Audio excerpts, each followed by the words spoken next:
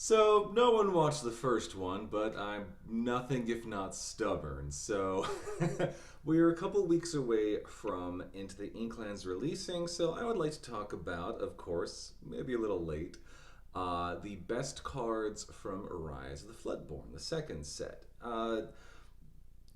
It's usually most hyped and you'll get the most views if you do these sort of things immediately upon release, but I think we want experience with these cards. We want to actually see them in action first and not just be like off the cuff, hey, predictions. No, like I have played with these cards. I've done drafts in person. I've done a fair bit of playing on Pixelborn. And I think I have a much better idea now of how good Rise of the Floodborn has been, or at least how much it has added to what the first chapter gave us. So, without any further ado, let's talk about the best cards from the second set of Lorcana Rise of the Floodborn, starting with Amber, of course. A couple honorable mentions before we get into our top five. Snow White Well-Wisher has, if you can get her off, that's a fantastic effect. It's repeatable Hades, Lord of the Underworld, but the problem is she's uninkable, and the best case scenario is you want to shift her, and the shift target is, fine, but no one's really running healing decks. Like, the only healing card that sees play right now is Rapunzel gifted with healing because she's insane, but healing cards only see play if they are insane, like Rapunzel gifted with healing, or another card we'll talk about a little later in a different color.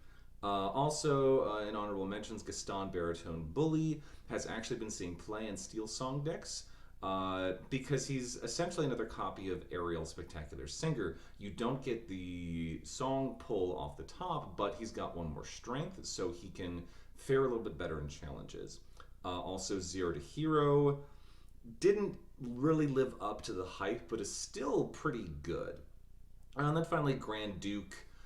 There isn't really a very good princess or king or whatever deck right now, but I think once we see more of those types of cards and there's an actual deck around that, Grand Duke is going to slot right into that and he's going to see play eventually. But let's talk about the actual five best cards from Amber in this set. So, number five, Mufasa Betrayed Leader. I know some of you are probably going to think, what, only five? Because there is a whole deck built around him. There's whole multiple different decks because you can pair it with basically any color. The most popular right now is Amber Ruby, where you have Mufasa Betrayed Leader, a whole bunch of characters, then you have four copies of one non-character. Typically, it's been either Lantern or Be Prepared, as I predicted a couple weeks ago. I'm seeing more people running Be Prepared in the Ruby version. But, like, there's a whole deck you build around him, and he's real good for that deck. But if you're not specifically doing that deck, there's really no reason to play him, which is why he's number five. Number four, similarly only sees play in one deck, but I think is more impactful, and that is Sleepy's Flute.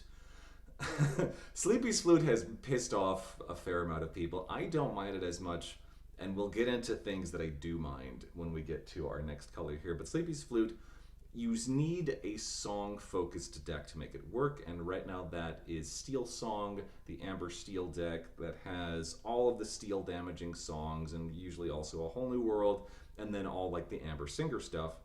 And then you also have Sleepy's Flute, which lets you just keep ticking up lore. It's a little awkward finding a time to put Sleepy's Flute on the board because you do also want to be contesting the board with characters and things like that. And Sleepy's Flute doesn't add any presence, it just helps you tick up towards your win. So there is some timing stuff with that. And it's also unthinkable, so you can't just be like, well, I don't need this right now. You're eventually either it's going to stay in your hand or you're going to have to play it.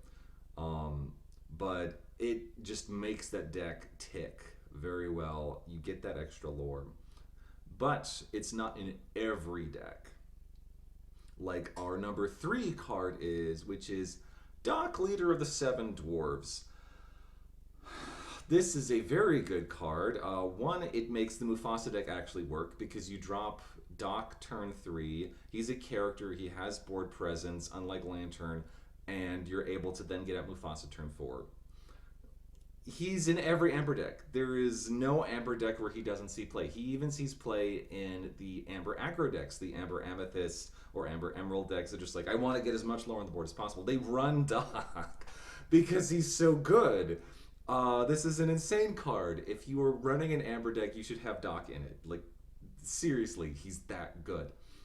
All right, number 2, still specific to the songs deck, but even more impactful than the flute, Cinderella Ballroom Sensation. Just this card. Oh my god, a 1-drop with Singer 3. So that means you drop Cinderella turn 1. If she survives, which she very likely will, she can immediately sing Let the Storm Rage On and just kill the other 1-drop. Or you sing Be Our Guest, or maybe you're doing the Amethyst aggro deck where you can do Friends on the other side.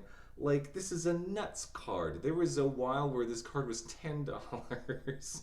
Oh my god. And yet somehow I kept pulling her as my rare in packs. Like, I have so many Barlow Sensations. I really should just make, oh my god, a Steel Song deck at this point. But she's just so good. And then if she survives until like turn 5, you can shift Stout-Hearted onto her. This is a ridiculous card. Yet, even so, not as ridiculous as our number 1, which is the Queen Commanding Presence. Like, she was the first card revealed in this set almost. Well, she was one of the first cards. Shift 2 on a 4/3/2 lore with upside, and then they revealed a 1-drop, the Queen, for her to shift onto. This is just also in every Amber deck now, because it's insane. On turn 2, you're questing with a 4/3/2 lore, and if she still sticks around, she makes every other trade you make ridiculous. She makes it so that every challenge you make wins, kills the other thing, and also survives. What is this card? What even is this card? Oh my god. So, yeah, Amber ate pretty good in Rise of the Floodborn. We have a whole new deck in Mufasa. We've got these 2 stellar additions to the Steel Song deck, and then we also have just these 3, not 3, 2 just standout cards in Doc and the Queen. So Amber ate good this set. But it didn't eat as good as Amethyst. What was going on? Oh god. Amethyst, let's talk about honorable mentions. It's wild that he is here as an honorable mention, but he's an honorable mention. Arthur Wizard's Apprentice. Yeah, he can get you 3 lore. He fulfills the whole bounce archetype, but somehow he's not as impactful as the top 5. And there are bounce decks that don't even run Arthur anymore because honestly, he's a little slow. And also, he's just so smashable, like instant smash target.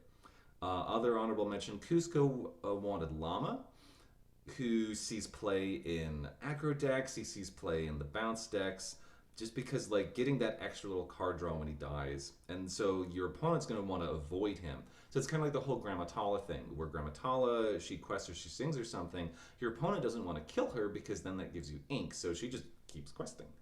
And then there's also Isma's Carry Beyond All Reason, which is the hardest removal Amethyst is ever going to get here, which is still pretty good. She does see play, but because she's a 6-drop and no one's going to run without Beauty Sleep to shift her onto, like, she doesn't see as much play.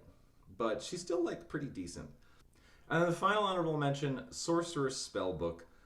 Okay, so this was also one of the first cards revealed, and if that had been all we had seen, Sorcerer's Spellbook would absolutely be in the top 5. And yet somehow there are worse things than Sorcerer's Spellbook. And because we're an Amethyst, I'm talking about worse rather than better. Oh my god, Sorcerer's Spellbook is so dumb. The fact that it exists, it really shouldn't exist.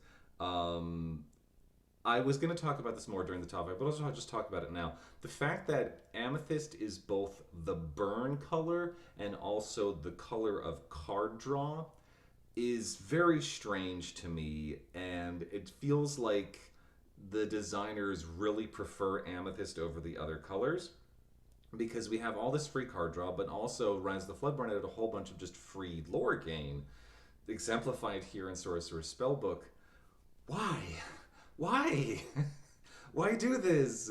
I don't understand. But let's get into the top 5. Number 5 is Pinocchio Star Attraction. What a ridiculous card. 3 lore on a 2-drop. Absolutely just fits right into the Amber Amethyst aggro deck.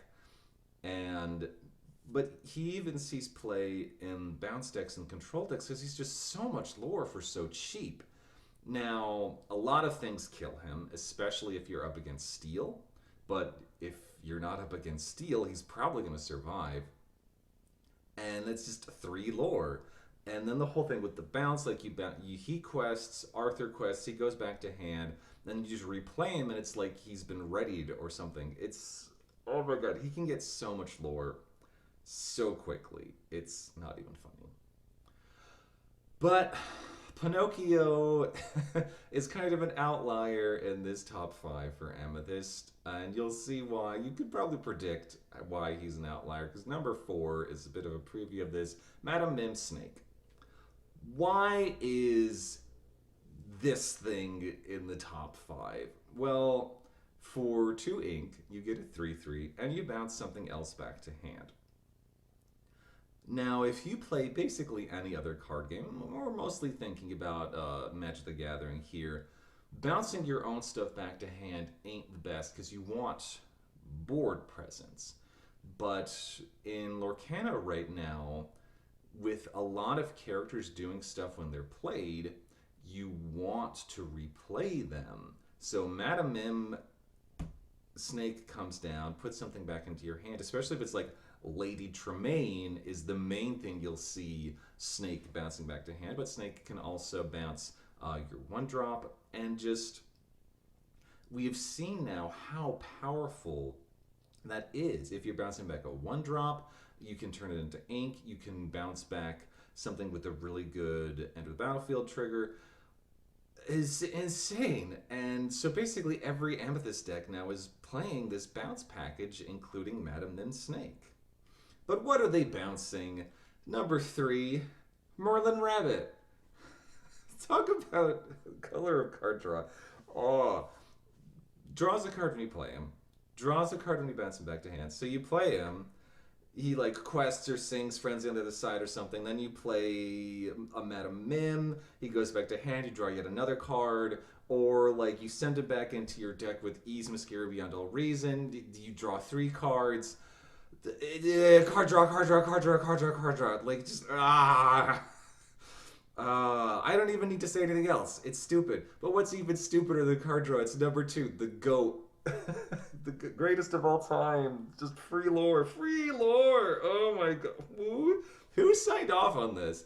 If Lorcana ever gets a ban list, this is going to be on it. It just shreks the game.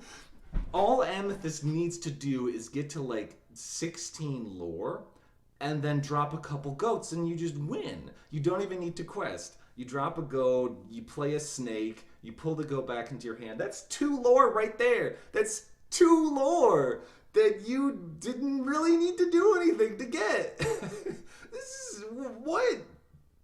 And that's why the Amethyst Ruby control deck is so powerful right now, is because they can pull ahead out of a stalemate. So if you use some stalemate with another control deck, such as the Popsicles deck, the Sapphire Ruby deck, which I personally quite like the Sapphire Ruby deck, but the thing that the Amethyst Ruby deck has over that is if you get into the stalemate where, okay, I play something, you remove it, you play something, I remove it, Amethyst is able to play goats to just push itself over the finish line, which isn't fair. It's not fair. God. And the reason why it is so not fair is because of our number 1. You can probably guess what it is. It's Madame Mim Fox. This is in every Amethyst deck. Every single Amethyst deck is running Madame Mim Fox. It turns out bouncing something back to your hand ain't much of a drawback. And you get a 4/3 with Rush, who is inkable. Like, Rafiki, go kill yourself. Like,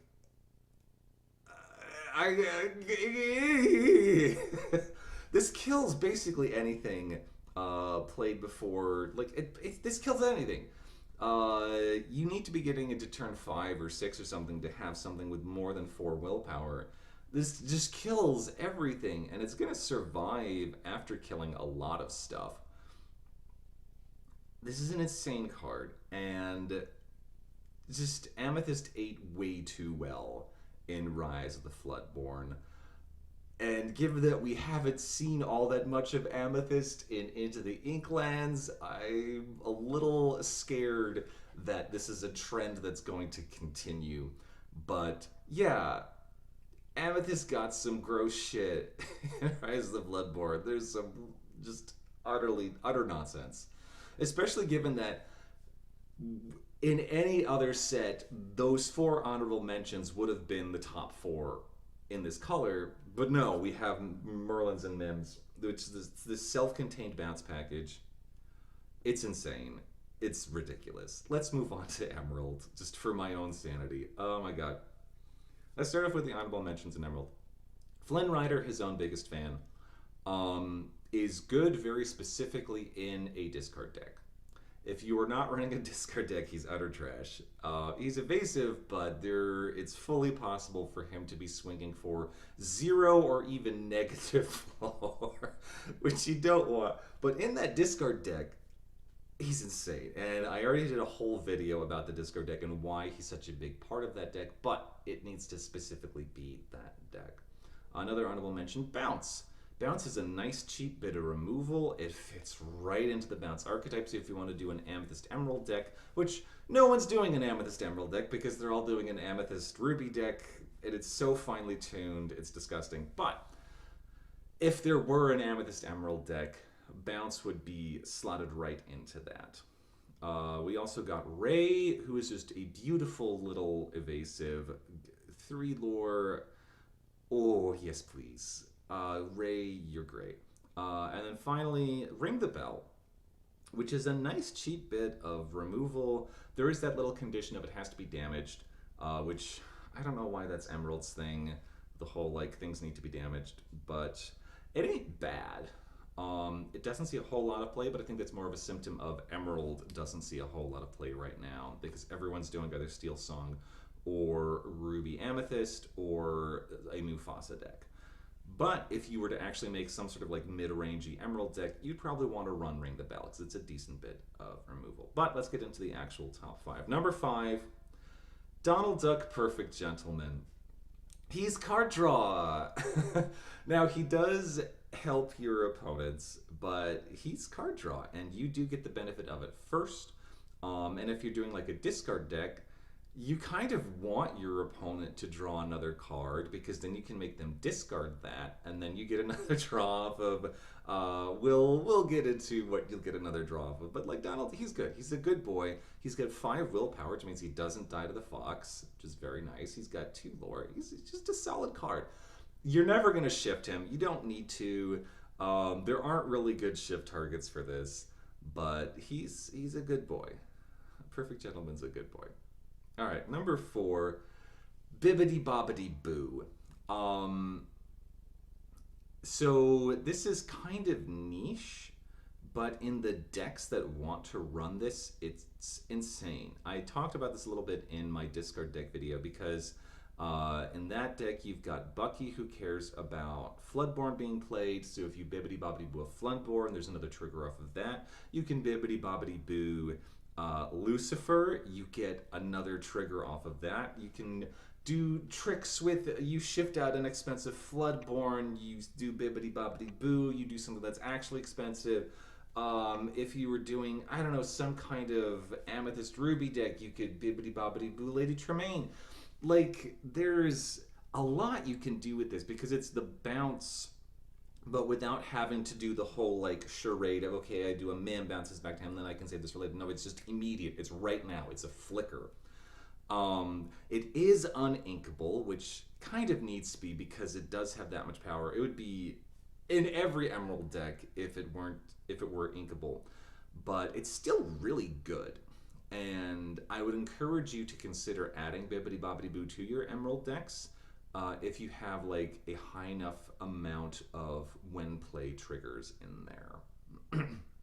All right, number 3, hypnotize. So Rise of Floodborn really gave Emerald enough tools to make the discard deck work. Hypnotize not only makes your opponent discard, it lets you draw a card. And we saw a few cards in Rise of the Floodborn that were do something, draw a card. I think Hypnotize is the best of those cards because a lot of the other ones, I don't really see play. No one plays Improvise, no one plays Go the Distance. They just don't offer enough. Hypnotize offers plenty and fits very nicely with our number 2, which is Prince John, greediest of all. Emerald can draw by hurting other people. It's delightful. He's just really good. He's got Ward, and that means he just sticks around for a while unless there's like some instances where like Ariel or Giant Fairy will sing grab your sword and that will just ruin your day. But other than that, he's going to stick around. You honestly don't really want to quest with him because you want him there so you can draw off of him. When he works, it's so ridiculous because your opponent is just losing cards, you're gaining cards. You feel like an actual Disney villain. It's delightful. What a world am I in? Like, I'm coming from a place where I like playing control. I like playing the board clears and the removal and the counter spells and things like that. But just, Amethyst Ruby has turned me off of that so much that I'm rooting now for the discard deck, which previously I just hated discard decks, and now I'm championing the discard deck. But it's Prince John. He's cool. He's fun. What enables Prince John? Well, it's our number 1. It's Bucky. Bucky Squirrel Squeak Tutor. Best Emerald card versus the Floodborn. Well, he's also just the best of the cycle of when you play a Floodborn cards. So Blue Fairy draws a card. No one plays Blue Fairy. Honest John loses your opponent's lore. No one plays Honest John. Nana heals your characters. No one plays Nana. Mrs. Judson inks a card. No one plays Mrs. Judson. Chief Bogo deals damage. Some people are playing Chief Bogo, but Bucky. Bucky makes your opponent discard cards. And he has Ward. He has Ward, which means he's just going to sit there just like Prince John, which is why this deck works, is because you play Bucky turn 2, you play Prince John turn 3, and then they just sit there because your opponent can't do anything about it because they both have Ward. And so you get to have your combo actually go off. Ward is such a powerful keyword. It's wild how powerful Ward actually is. And I think going into the Inklands, I think we will finally see an Emerald Sapphire Oops All Ward deck that works. I think we're going to reach a critical mass of cards with Ward, and I'm looking forward to that because that could be a way around, another way around the Amethyst Ruby control deck. But Emerald is kind of has an identity crisis where it doesn't really know what it wants, but the discard theming is there and it works. There is a deck, and Bucky and Prince John and Hypnotize are all part of that, but so is Bippity Boppity Boo and Donald Duck, if I'm being perfectly honest. So if you want to make an Emerald discard deck, you can. It works. It's very good against Amethyst Ruby. If you want to make literally any other Emerald deck, it probably isn't going to work right now. Wait a set or two. All right, let's move on to Ruby. Honorable mentions for Ruby, Queen of Hearts, Sensing Weakness. I quite like this card.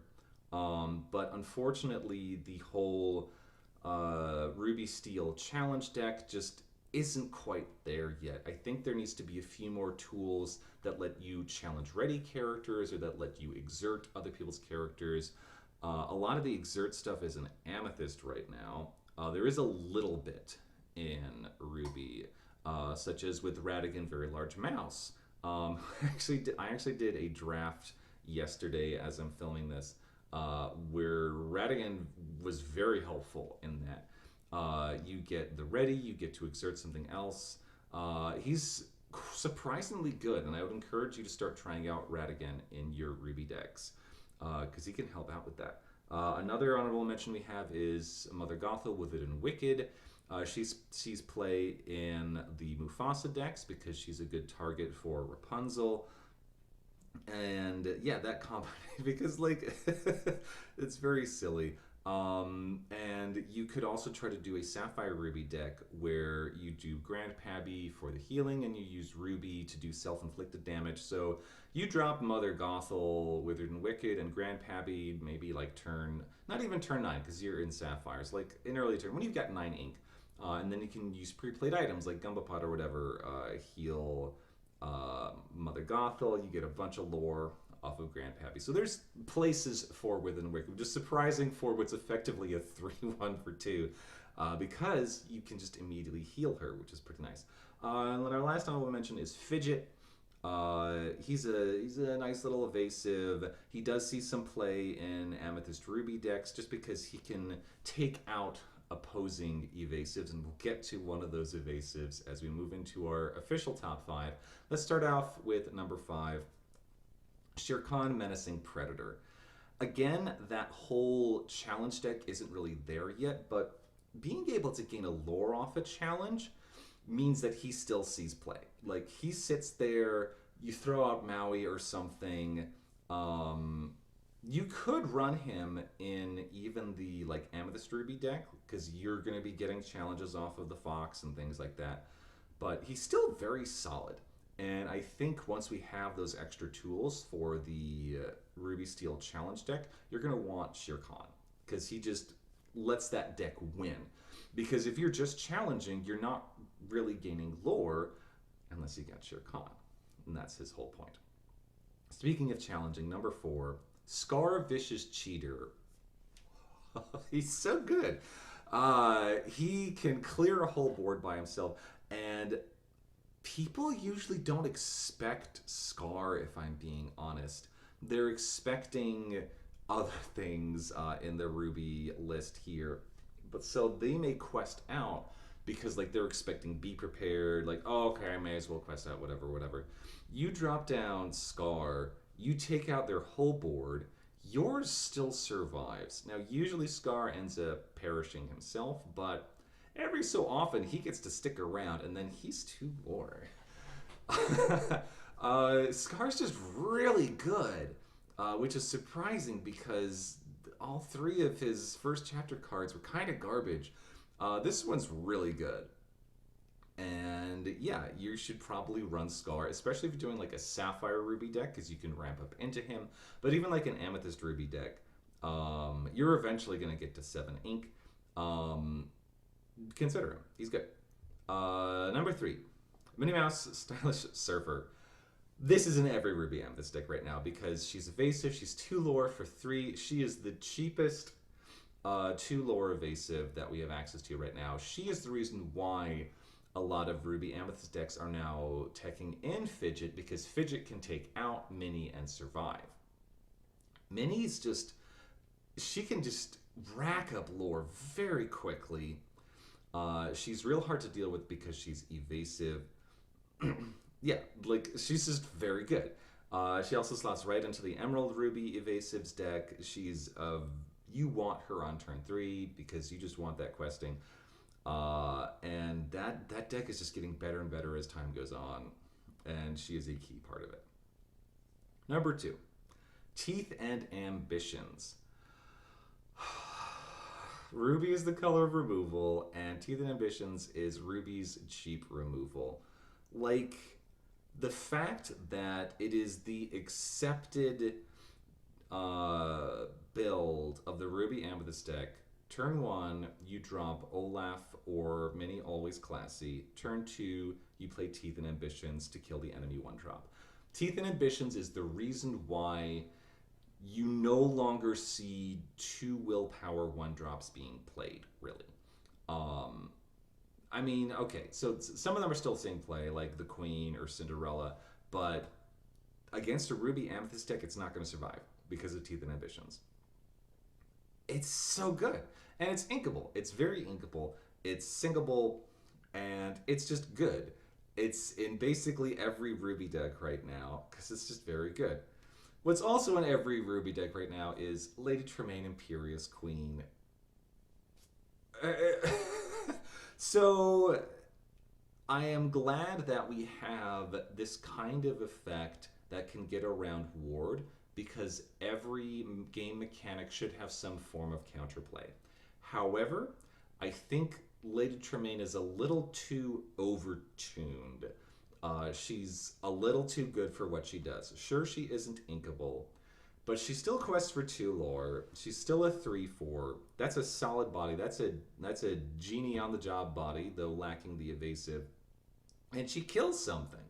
And because she's only 6, you can do shenanigans with her with meta mims. You bounce her back to hand. You play her again. You get even more stuff. It's like this card is very good, and she's in every Ruby deck right now, particularly that Amethyst Ruby deck. She's in the Mufasa roulette deck because you can pull her out. She kills something, and the fact that like it's okay.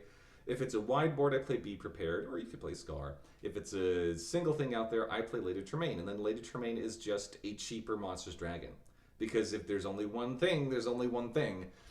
She does get a little worse against a wider board, but still killing something. Like, this is an insane card, and you should run her. All right, let's move on to Sapphire. Honorable mentions. First off, Grandpappy, oldest and wisest. I really wish the deck with him worked, because I love the idea of it, and it's so much lore if you can get it to work. The problem is he costs 7, he isn't inkable, and healing decks just don't really work because people aren't really challenging. They're using removal like Lady Tremaine, so you don't really have characters sticking around with damage on them. Especially since if you do a challenge, you want the thing to die. You don't just want to like hit something and oh, okay, I'll take care of it next turn. Like especially because you might go up against some healing. So really, realistically, it's going to be okay. I challenge my things in. So Grandpappy doesn't really have a deck yet. That might change, which is why he's an honorable mention because that's a lot of lore. Next is Nick Wilde. We'll see why in a little bit. You could probably, you know why. I don't need to talk about Nick Wilde. I do need to talk a little bit about Judy Hopps. First off, what furry made this art? Why does she have bedroom eyes? Why is she looking at me like that? It's very uncomfortable. But she is item removal in Sapphire, which I'm glad is now outside of Steel. I hope Sapphire gets more so that you don't need to strictly be in Steel to deal with items. That would be nice. Final honorable mention is Corella Fashionable Cruiser. She sees play in Sapphire decks. She gets rid of evasive. She's not bad. She's pretty decent. Okay. Actual top 5. Number 5, Sisu Divine Water Dragon. So Sisu doesn't really see that much play, but I think that's more of a factor of Sapphire doesn't see as much play right now. It's kind of sitting with Emerald in the kiddie pool right now, while Steel Song and Ruby Amethyst and Mufasa Roulette kind of duke it out with each other. But in a Sapphire deck, Sisu's pretty darn good. She quests for 2. She lets you get a filtering little draw. If Sisu survives for more than one turn, which I know is a pretty big ask, but it can happen, that is a lot of draw. And that's going to be the theme you see with this list, is Rise the Floodborn gave Sapphire some pretty good draw tools. Like, there's some decent draw in here now, and Sisu is part of that, especially against a discard deck, because Sisu can be like, oh, you made me discard? Well, let me just fix that. Let me just fix that, and I'll use it right away. Speaking of another draw tool, number 4, Gaston Intellectual Powerhouse. This was the first draw tool we saw. He's still pretty good. I think the reason why he's so cheap right now in TCG Player is because he's in every starter deck. But he's still pretty good, especially in a Sapphire Ruby deck where you probably should be running Arrogant Hunter. You can shift him onto Arrogant Hunter on turn 4 or even 3, depending on like how quickly you've ramped. And just that look at 3, put 1 in your hand, that's very solid. You get that extra draw, and then he quests for 3. He quests for 3. 3 lore. 3 lore is nothing to sneeze at. You should never sneeze at 3 lore. It's a lot. So Gaston, he's a good boy. Maybe a little diluted in terms of his ambitions with Bell, but good card. But number 3 is the only one on this list that doesn't draw a card, and that is Cogsworth Grandfather Clock. I don't care that he's a Floodborn. Like, I'm not running Talking Clock. I am playing him at 5 ink because he is Ward and 2 lore, but most importantly, he gives everything else resist +1. Cogsworth is the Steel deck's worst nightmare. Cogsworth, you play Cogsworth against a Steel player, the Steel player is probably going to immediately concede because there's nothing you can do. There's nothing you can do about that, especially if you get 2 of them out, and there's just like, well, fuck me. Oh my god, I had the initial thought of like Cogsworth and Donald Strutting stuff being warded characters that I could use Shield of Virtue to keep readying up to protect from the Amethyst Ruby deck, but then Amethyst Ruby got Lady Tremaine, so that went out the window. But against a Steel deck, Cogsworth is so good. He's so good. He's insane. But not nearly as insane as our top 2. Number 2 is Popsicle. Why is a 1-cost item the number 2 on this list? Because it's Popsicle is here because of number 1 on our list. So let's just talk about number 1 as well. It's here in Flaversham Toymaker. Turn 1, play Popsicle, draw a card. Turn 2, 1 jump ahead, get your ink in. Turn 3, Hiram Flaversham, eat the Popsicle, draw 2 more. And this is why Nick Wilde is on the honorable mentions, because there's that whole package of, and then because then the next turn you play Nick Wilde, you get back the Popsicle, you replay the Popsicle, you quest with Hiram Flaversham. You've drawn how many cards now? That's so many cards. It's so many cards. It's so many cards. Sure, incidentally, Popsicle can also heal your characters, but who the hell cares? Popsicle is there as fodder for Flaversham. Wow. Maurice walked so Flaversham could run. I underestimated this card so much during reveal season. Because I was just like, well, why are you going to want to eat your items? I'm playing my items because I want to play them. There's Popsicle, like, it's ridiculous. It's such a ridiculous package. But then you're also so sad when it doesn't work, but it usually works. Flaversham and Popsicle together are number 1 and number 2 from Sapphire, because that is the Sapphire deck that sees play right now, is the Popsicle deck.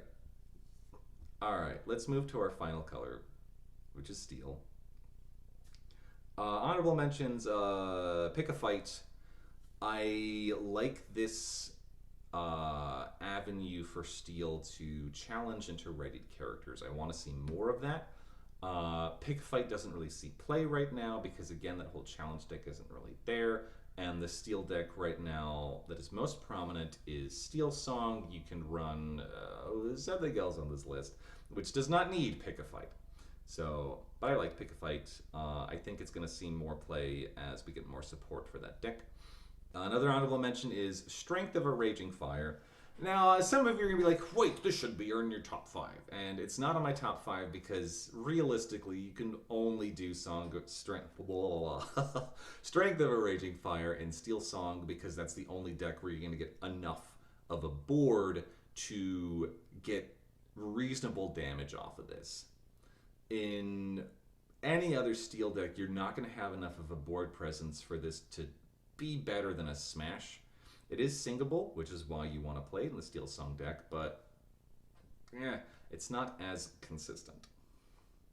Another honorable mention is Namari Morning Mist. I quite like Namari, again, because she can just attack ready characters. The problem is her stats are pretty low, so you want to pair her with things like Charge or maybe Last Cannon. I'm really hoping we get items or characters that like help boost her stats, like we saw a Grand Duke. So maybe there is some Amber Steel princess deck in which Namari can shine. The problem with that is that Amber Steel is the colors of Steel Song. Why are you going to play a princess deck when you could just play Steel Song? And then finally is Robin Hood Capable Fighter. He's a good guy. He pinks things. He's a smaller Hans, 13th in line, which is why he sees more play than Hans. Because Robin Hood sees a decent amount of play. Because he's pretty good. He's very good against aggro decks. Because you played a Simba to protect your Lilo. I don't care. Lilo dies. Speaking of another thing that'll kill Lilo, let's go into our top 5. Number 5 is Let the Storm Rage On. It's singable by Ballroom Sensation, and unlike Strength of a Raging Fire, it has a dependable set damage that it does, and it also draws a card. It draws a card. Attacking, I misspoke a little bit later and said Hypnotize within one. This is the other one. Let the Storm Rage On, draws a card, and deals 2 damage. And it's singable. This is a ridiculous card. Number 4, Benja Garden the Dragon Gem. Turns out, when you make Beast hard-headed only cost 3, suddenly he becomes actually playable. This is just a good card.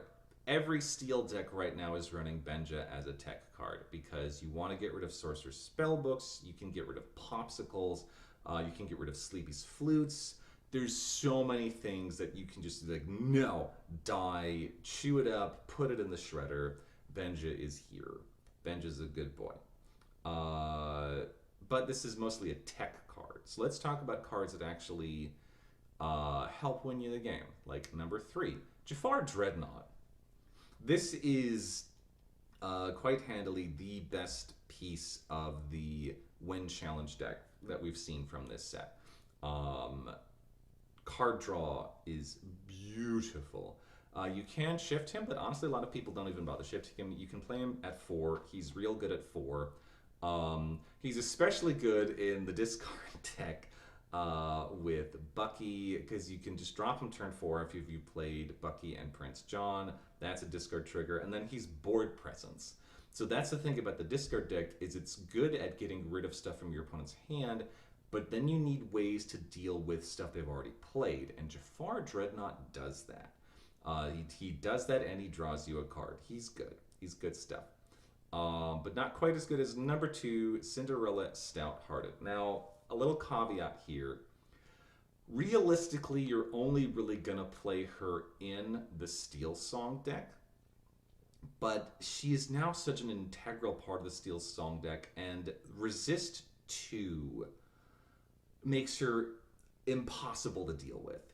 The only way you're getting rid of her is hard removal, so like a Let It Go or a Monster's Dragon. You're not getting rid of her through damage. She has 5 health. I had considered putting like Hercules Divine Hero on here as an honorable mention or something, because he also has that +2 resist, but that's all he has. Where Cinderella also has the whole thing where when you sing a song, she can attack ready characters. And that's perfect for the Steel Song deck. Like, the Steel Song deck can deal with basically anything.